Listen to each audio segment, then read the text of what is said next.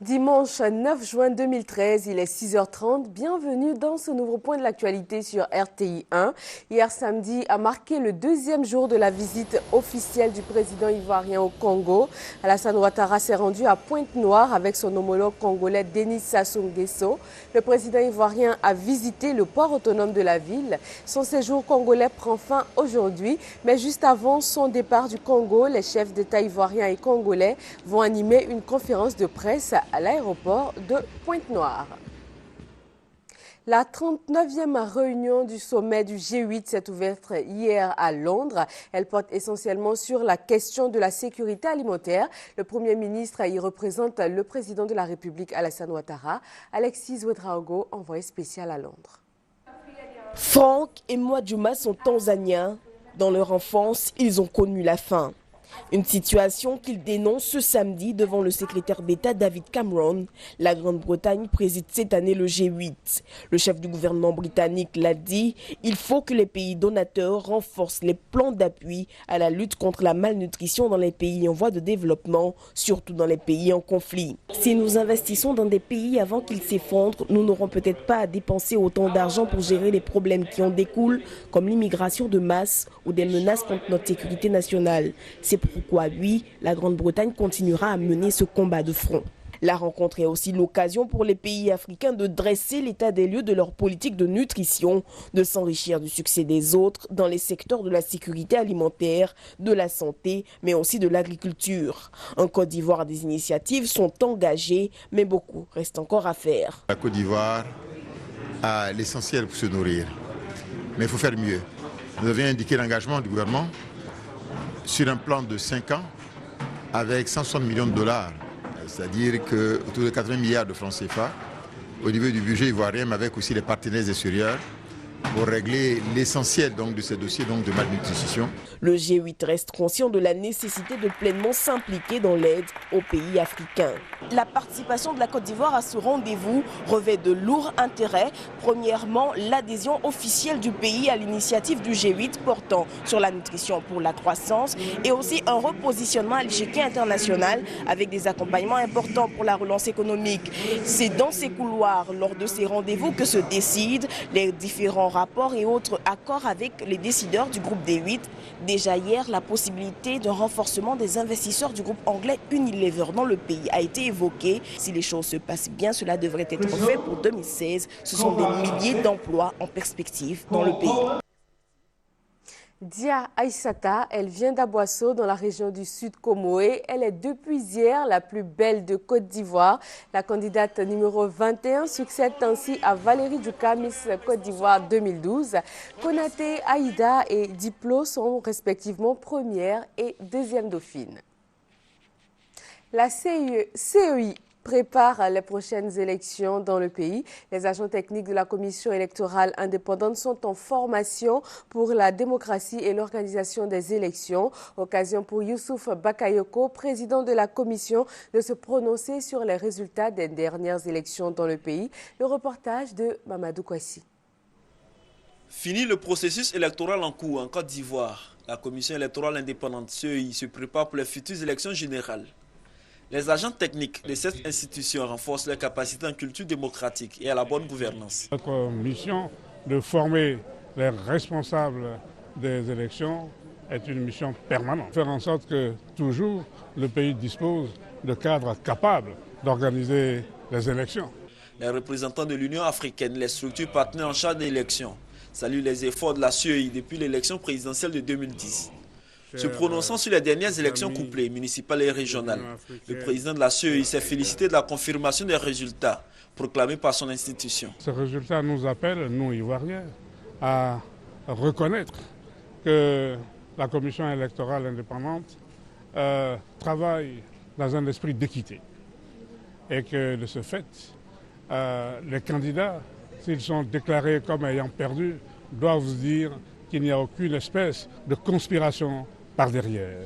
Ils doivent accepter les résultats parce qu'ils sont des résultats qui résultent du vote des Ivoiriens. Les participants ont été formés sur 4 modules.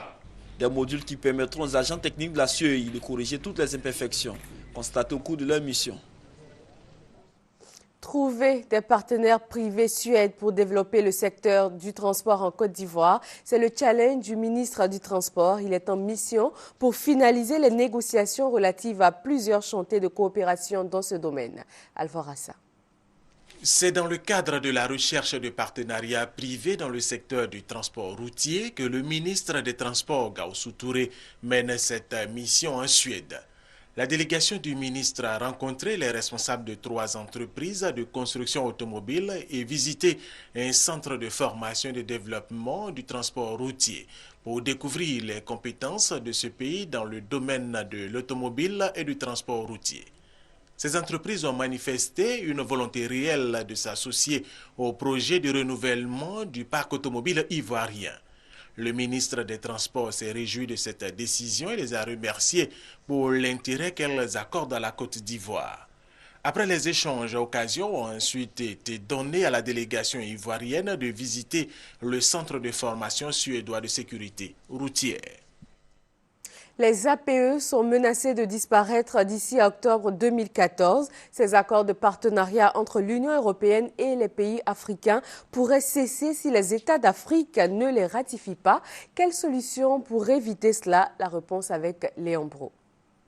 Accès des produits, notamment les matières premières ivoiriennes et ghanéennes, au marché européen, sans droits, taxes et autres frais de douane. Ces avantages sont les fruits des accords intermédiaires qui lient la Côte d'Ivoire et le Ghana à l'Union européenne depuis 2008, le temps pour les pays d'Afrique de l'Ouest de ratifier les accords de partenariat économique APE pour le libre-échange commercial avec l'Union européenne.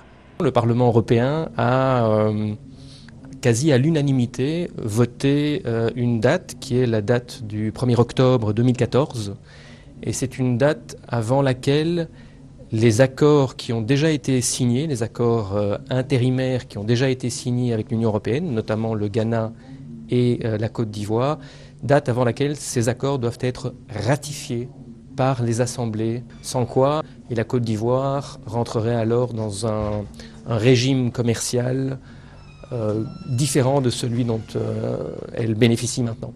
La menace est grande, l'Europe constituant le premier partenaire commercial de l'Afrique de l'Ouest, un vaste marché de plus de 300 millions d'habitants, de nombreuses ressources non encore exploitées et une croissance de 5%. Il faut donc arriver aux conclusions des APE. Ce sont des questions assez techniques qui font encore l'objet de discussions, mais dans le fond, la chose la plus importante, c'est l'appréciation de l'intérêt de l'APE pour nos États. Là-dessus, nous pensons qu'il y a un travail à mener et c'est tout le sens de l'atelier d'aujourd'hui. En clair, il s'agit d'envisager les solutions aux problèmes de la région ouest-africaine. Les échanges ont donc porté sur la situation précise des APE. Question d'évaluer ces accords pour lesquels les négociations entre l'Union européenne et l'Afrique de l'Ouest ont démarré depuis 2003. Parlons agriculture, le manioc peut contribuer à la lutte contre la pauvreté. Ce tubercule, l'un des aliments de base en Côte d'Ivoire, a été identifié par la FAO dans son dernier rapport comme un aliment d'avenir. Adama Koné. En Côte d'Ivoire, ses applications sont nombreuses. Le manioc est à la base de bien de mets prisés par la population. Plakali, foutou, galette et le légendaire atiké. Chez nous en Côte d'Ivoire, c'est le gaba qui fait partie de la première nourriture d'abord. Le gaba, c'est une nourriture qui est moins cher et puis qui sauve beaucoup la population, et puis qui se trouve partout. Le gaba me plaît. Bon, moi c'est mon plat préféré, je mange 3 à 4 fois par jour. C'est léger. Avec les tradis praticiens, ça passe rapidement. Il est clair que ce tubercule fait le bonheur des populations défavorisées. C'est justement cet aspect qui intéresse le Fonds des Nations Unies pour l'agriculture et l'alimentation. Dans un rapport publié fin mai à Rome, l'organisation voit dans la culture du manioc un puissant moyen de lutte contre la faim. La production mondiale a augmenté de 60% depuis 2000. Pour la stimuler davantage, l'organisation onusienne a mis en application une nouvelle méthode baptisée « Produire plus avec moins ». Une technique pouvant améliorer les rendements jusqu'à 400% avec le pic de 35 tonnes à l'hectare, comme cela a pu être constaté au Vietnam. À l'échelle nationale, les chiffres concurrencent déjà ceux de l'international. On peut le dire, la Côte d'Ivoire cultive dans la cour des grands. Le manioc est très facile à cultiver. Le manioc s'adapte à tous les sols. Que vous soyez au sud, au centre, à l'est, à l'ouest, au nord, le manioc pousse partout.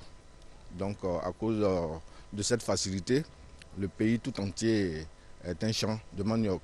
Aujourd'hui, la productivité avoisine les 30 tonnes à l'hectare. Les 30 tonnes à l'hectare. Donc c'est vraiment un facteur aujourd'hui important de développement au niveau de la Côte d'Ivoire et puis de lutte contre la pauvreté. Près de 2 500 000 tonnes de manioc sortent chaque année des champs en Côte d'Ivoire. Le manioc présente donc un bon potentiel, surtout que cette culture est l'une des moins affectées par le changement climatique. L'actualité sur le continent est marquée par la santé de Nelson Mandela. Madiba est de nouveau hospitalisé pour une infection pulmonaire. Selon les autorités, son état est grave mais stable. Nelson Mandela, de nouveau hospitalisé à Pretoria samedi pour une infection pulmonaire. L'ancien président sud-africain se trouve dans un état préoccupant mais stable, ont affirmé ses médecins.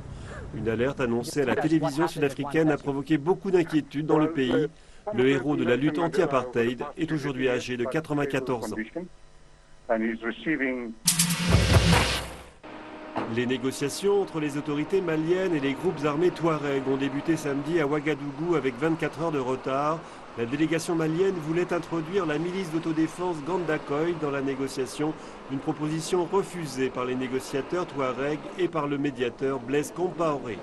L'enjeu de ces discussions est de sécuriser la ville de Kidal pour permettre l'élection présidentielle prévue le 28 juillet dans tout le Mali. Les groupes armés Touareg qui tiennent aujourd'hui Kidal refusent la présence de l'armée dans la ville. Le médiateur burkinabé a appelé les deux camps à cesser les hostilités et à négocier.